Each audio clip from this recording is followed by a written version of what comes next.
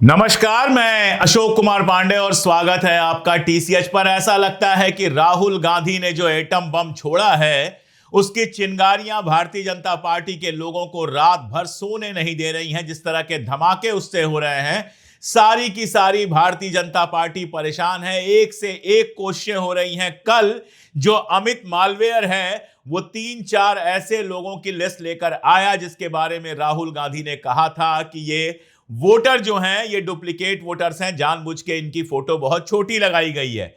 और उसने उनकी तस्वीर लगाकर बाकायदा पोस्ट किया कि देखिए ये तो ओरिजिनल वोटर है। लेकिन उसके तुरंत बाद जब सर्च किया गया तो सब पता चल गया कि जिन लोगों का नाम उसने लगाया था उनके 2-2, 3-3 वोटर आई कार्ड है। यही तो राहुल गांधी कह रहे हैं। तो अमित मालवीय फैक्ट चेक करने गया था और दरअसल उसने राहुल गांधी को ही सही साबित कर दिया।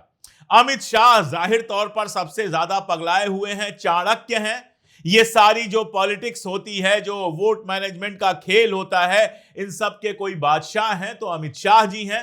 तो अमित शाह जी गए हुए थे बिहार और बिहार में उन्होंने हमला किया और हमला करके फिर फंस गए। नेहरू तक उनको याद आ गए। एसआईआर उन्होंने कहा कि सबसे पहले नेहरू ने कराया था। अब नेहरू को याद किए बिना तो आपका कोई काम नहीं चलता है।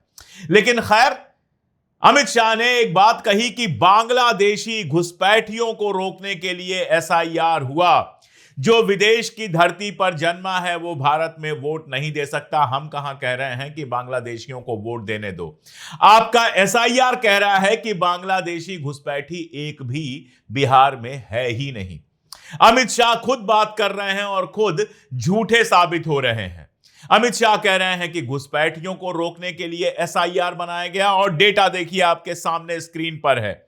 और यह डेटा मैं नहीं दे रहा हूं, यह डेटा चुनाव आयोग दे रहा है कि बिहार के एसआईआर में 65 लाख लोगों के नाम काटे गए। अब इन 65 लाख लोगों में से कह रहा है कि 22.34 लाख यानी 22.34 लाख यानी 22,34,000 जो वोटर हैं वो ऐसे हैं जिनकी मृत्यु हो गई है। 36.28 36.28 लाख वोटर ऐसे हैं जो अनुपस्थित हैं या बाहर चले गए हैं, दूसरी जगहों पर काम करने चले गए हैं।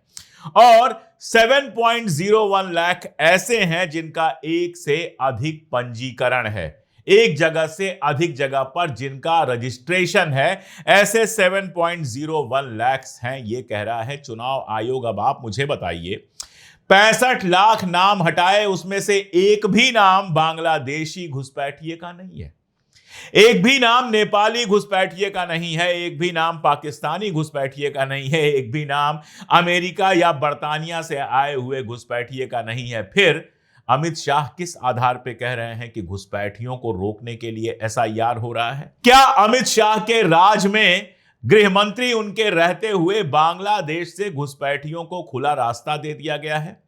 और अगर रास्ता नहीं दिया गया है तो फिर यह बताइए कि घुसपैठिए आ कहां से रहे हैं? झारखंड में चुनाव हुआ, एक घुसपैठिया नहीं मिला। बिहार में आपका डेटा कह रहा है कि एक भी घुसपैठिया नहीं है। राहुल गांधी के सवालों का जवाब नहीं है तो खामोश रहना सीखिए।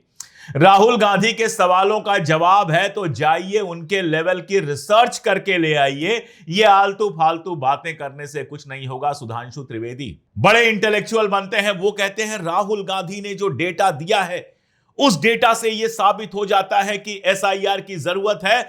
सुधांशु त्रिवेदी जी, थोड़ी देर के लिए हमारे बड़े भाई अजित अंजुम की वॉल पर चले जाइए, जरा उनका ट्विटर हैंडल देख लीजिए। रोज डीएम को, पटना के डीएम को, कहीं के डीएम को रोज चुनौती दे रहे हैं कि एक घर में 200 वोट कैसे हो गए, एक घर में, एक कमरे के घर में, 2 कमरे के घर में 200 वोट कैसे हो गए। 200 वोट मतलब 300-350 लोग कैसे रह रहे हैं, क्योंकि बच्चे भी तो होंगे।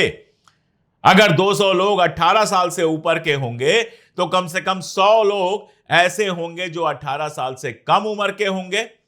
तो एक घर में 300 लोग कैसे हो गए? अजित अंजुम रोज ये सवाल पूछ रहे हैं ट्विटर पर, रोज ये सवाल पूछ रहे हैं यूट्यूब पर, लेकिन पटना के डीएम साहब पलट के अब फैक्ट चेक नहीं कर पा रहे हैं। अजित अंजुम की वाल देखेंगे सुधांशु त्रिवेदी तो उनको पता यह चलेगा कि मरे हुए लोगों का नाम वोटर लिस्ट में है। और छोटे मोटे लोगों की बात छोड़ दीजिए, साधारण लोगों की बात छोड़ दीजिए, बेगूसराय के जो आपके बहु बोलने वाले, लगातार बोलने वाले गिरिराज सिंह हैं, उनके रिश्तेदार की डेथ हो गई है और उसका नाम वोटर लिस्ट में है। तो ये काहे का एसआईआर हो रहा है? जिस एसआईआर में एक घर में 200 लोग मिल जा रहे हैं, एक मुस्लिम मर्द का हिंदू हस्बैंड मिल जा रहा है, पति का नाम जो है केचुआ आ जा रहा है। केंद्रीय चुनाव आयोग कहीं पति का नाम XYZ है, कहीं बाप का नाम XYZ है। ये जो फर्जी एसआईआर के नाम पर तमाशा चल रहा है, इसी पर तो सवाल उठा रहा है विपक्ष। सुधांशु जी कह रहा है विपक्ष कि आपका एसआईआर फर्जी है, आपके एसआईआर में कोई दम नहीं है, आप कहीं से भी चुनाव लिस्ट का गहन पुनरीक्षण नहीं कर रहे हैं, आप सिर्फ सेटिंग करने का काम कर रहे हैं भारतीय जनता पार्टी के पक्ष में। यही बात तो कह रहा है विपक्ष, यही बात कह रहे हैं राहुल गांधी, और यही बात साबित हो रही है बिहार में जो लिस्ट आई है उसको देखकर। एक घर में दुसाध जी भी रह रहे हैं, यादव जी भी रह रहे हैं, पंडित जी भी रह रहे हैं, आलम साहब भी रह रहे हैं। घर है कि अजायब घर है। और ऐसे ही एक घर की बात बेंगलुरु में की थी राहुल गांधी ने, तो सारा मीडिया पहुंच गया वहां पर फैक्ट चेक करने कि कहीं कोई गलती निकल जाए और राहुल गांधी को खारिज कर दिया जाए। इंडिया टुडे पहुंच गया, टाइम्स नाउ पहुंच गया, न्यूज मिनट पहुंच गया, जाने कौन कौन से पहुंच गए। और सब वहां जब पहुंचे तो देखते रह गए, क्योंकि राहुल गांधी जो कह रहे थे वो बिल्कुल सही साबित हुआ। राहुल गांधी ने कहा था कि एक कमरे के मकान में 80 लोग रह रहे हैं। टाइम्स नाउ की बात करता हूं, जो सरकार के पक्ष में हमेशा खड़ा रहता है। टाइम्स नाउ के संवाददाता वहां पर गए, बाकायदा जो आदमी वहां पर रह रहा था वो आदमी जो है बंगाल का रहने वाला है, और वहां पर फूड डिलीवरी के लिए, जोमेटो स्विगी वगैरह की जो फूड डिलीवरी होती है उसके लिए वो काम करने के लिए गया हुआ है। घर जब देखा गया तो मालूम चला, हम लोगों को लग रहा था चलो 1 BHK घर कम से कम होगा, 80 यानी कम से कम 120 लोगों के रहने के लिए। वो तो 1 BHK भी नहीं था, केवल किचन है, वॉशरूम है, घर है ही नहीं वो। उसमें 2 लोग मुश्किल से रह सकते हैं, अकेला रह रहा है वो बंगाली आदमी। उसके बाद रिसर्च किया गया कि ये 80 लोग कहां से आए। मकान मालिक ने पहले तो ये स्वीकार किया कि वो भारतीय जनता पार्टी का कार्यकर्ता है, फिर मुकर गया, कहा मेरा किसी पार्टी से कोई लेना देना नहीं है। उसके बाद क्या हुआ? उसके बाद टाइम्स नाउ ये तर्क लेकर आता है BLO से बात करके कि ये जो 80 लोग रजिस्टर हुए हैं ये पुराने किराएदार थे जिनको रजिस्टर किया गया है, और यहां किराएदार साल से 6 महीने रहते थे। चलो हिसाब लगा लेते हैं, एक किराएदार के परिवार को 2 लोगों का मान लेते हैं, मियां बीबी का परिवार, तो 2 वोट हुआ, 2 बच्चे होंगे, उनका वोट नहीं होगा। अब अगर 6 महीने साल भर रहे हैं तो 80 किराएदार यानी 40 किराएदार, 2 की संख्या है तो 40 मान लीजिए, 40 किराएदार कितने वर्षों में रहे होंगे? कम से कम 35 से 40 बरस में ये 40 किराएदार रहे होंगे। हर किराएदार 6 महीने साल भर रहा है, तो 40 बरस में लोग रजिस्टर होते गए एक ही मकान में, और BLO साहब सो रहे थे, पूरा प्रशासन सो रहा था कि 80 लोगों को एक ही मकान में रजिस्टर करता रहा। एक और मजेदार बात बताऊं, आप अगर दिल्ली में आते हैं रहने के लिए तो ऐसा नहीं होता है कि जिस दिन किराए का मकान लेते हैं 6 महीने के अंदर आप रजिस्टर हो जाएं। जब वोटिंग का रजिस्ट्रेशन होता है, आप अप्लाई करते हैं, तब आपका रजिस्ट्रेशन होता है। यहां जितने किराएदार आए, क्या सब वोटर रजिस्ट्रेशन कराने के लिए ही आए थे? जो किराएदार आया सबका वोटर रजिस्ट्रेशन हो गया। मैं मध्य प्रदेश से दिल्ली आया था, जब अपना मकान मैंने खरीदा तब जाकर मैंने मध्य प्रदेश से अपना नाम कटवाकर और दिल्ली के वोटर लिस्ट में अपना नाम डलवाया। या कहीं ऐसा होता है कि 6-6 महीने के लिए किराएदार आते हैं और सिर्फ वोटर रजिस्ट्रेशन करने के लिए वो खास मकान लेते हैं। उस मकान में कोई खासियत है क्या, कोई जादू है क्या, कोई चिप लगा है क्या कि उस मकान में जो रहने आता है वो तुरंत वोटर बन जाता है, वो तुरंत बेंगलोर विधानसभा का जो है वोटर बन जाता है? किसको उल्लू बना रहे हैं, किसको बेवकूफ बना रहे हैं? और यही कारण है कि चुनाव आयोग उस पर कुछ कह नहीं पा रहा है। भाजपा के लघुए भगुए IT सेल के चवन्नी उछल उछल के गालियां दे रहे हैं, बातें कर रहे हैं, लेकिन मैंने बताया कि अमित मालवीय उर्फ अमित मालवेयर ने भी बड़ी कोशिश की फैक्ट चेक करने की, उल्टा उसी के ऊपर पड़ गया जिस आदमी का नाम और परिवार और फोटो लेकर आया।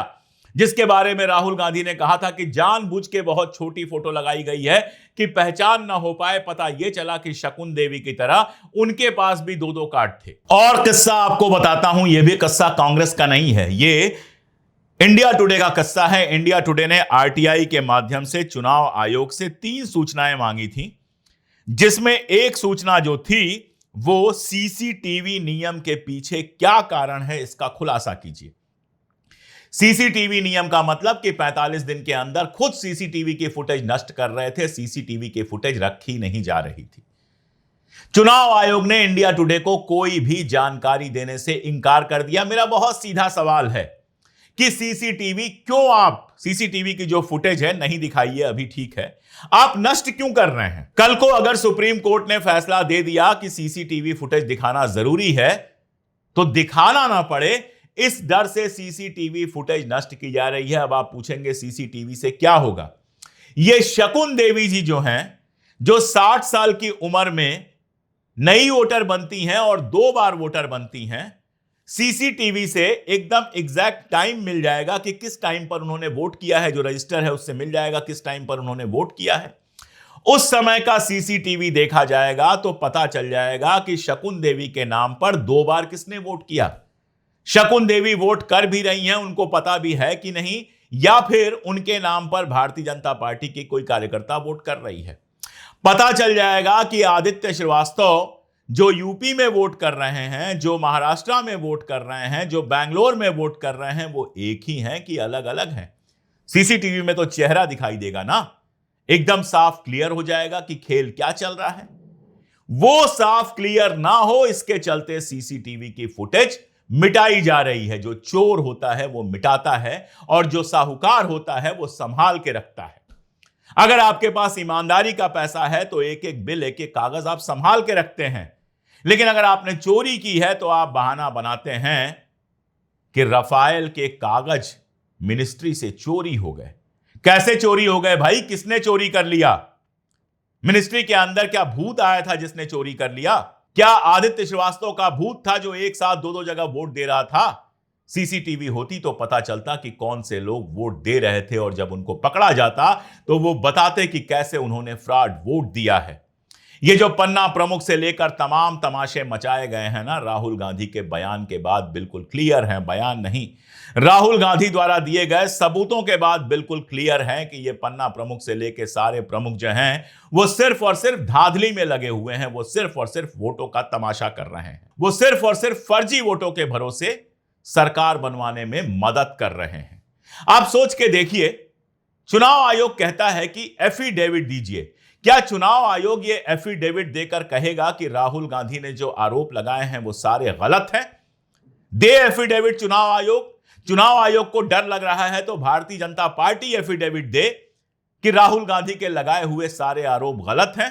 पूर्व चुनाव आयुक्त सामने आकर कह रहे हैं, जो पहले इस कुर्सी पर बैठ चुके हैं लोग, उनमें से लोग सामने आकर कह रहे हैं कि चुनाव आयोग को जब भी शिकायत पहले मिलती थी तो हम तुरंत उसकी जांच कराते थे, एफिडेविट नहीं मांगते थे।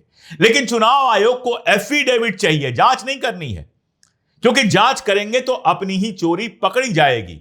राहुल गांधी कह रहे हैं कि हमें इलेक्ट्रॉनिक डेटा दे दीजिए, फिर आप देखिए हम तुरंत साबित कर देंगे कि मोदी की सरकार चोरी से बनी है।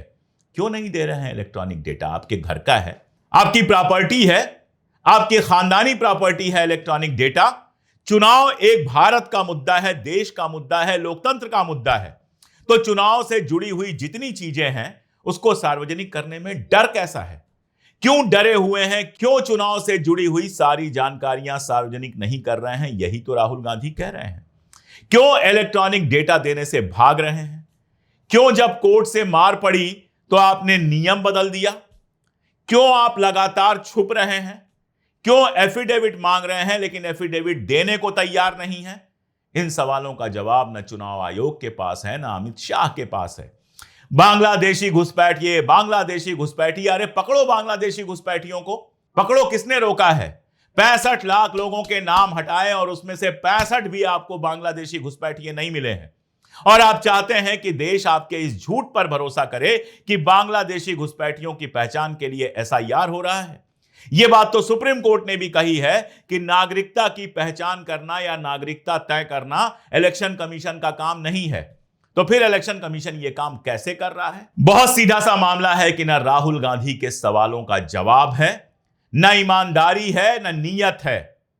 पिछले चुनाव में 2024 के चुनाव में मोदी सरकार जिस तरह से बनी है, राहुल गांधी ने वो खोल के रख दिया है। अगर वाकई आप ईमानदार हैं, अगर वाकई जनता पर भरोसा है, तो इलेक्ट्रॉनिक डेटा से लेकर सारी जितनी जानकारियां हैं वो जनता में उपलब्ध कराइए। जनता खुद देख लेगी, जनता खुद रिसर्च कर लेगी कि आपने फ्रॉड किया है कि नहीं है। अगर आप नहीं कराते हैं, अगर आप छुपाते हैं, तो फिर तो कहना पड़ेगा कि राहुल गांधी सही कह रहे हैं, आपकी सरकार वोटों की चोरी से बनी है। आप बताइएगा आपको क्या सही लगता है? आप बताइएगा कि क्यों चुनाव आयोग आंकड़े छुपा रहा है? आप बताइएगा कि अमित शाह जी जो हैं वो बांग्लादेशी घुसपैठियों के बुर्के में, पर्दे में क्यों छुप रहे हैं? बांग्लादेशी घुसपैठिए अगर हैं तो एसआईआर ने जो 65 लाख वोट हटाए हैं उसमें बांग्लादेशी घुसपैठियों का नाम क्यों नहीं आया है? सब बताइएगा जवाब में, कमेंट में। मैं पढ़ता हूं, देखता हूं और आप लोगों से बहुत कुछ सीखता हूं। साथ में बने रहिए हमारे साथ। अगर आपको लगता है कि हम पूरी ताकत से सच कह रहे हैं तो हमारे वीडियोस को दूर तक पहुंचाइए। सब्सक्राइब कर लीजिए चैनल को अगर अब तक ना किया हो, और अगर हमारी मदद करना चाहते हैं तो ज्वाइन बटन दबाइए और 3 रुपए रोज से भी कम पे हमारे साथ आइए, हमारी ताकत बनिए। आज के लिए इतना ही, बहुत शुक्रिया।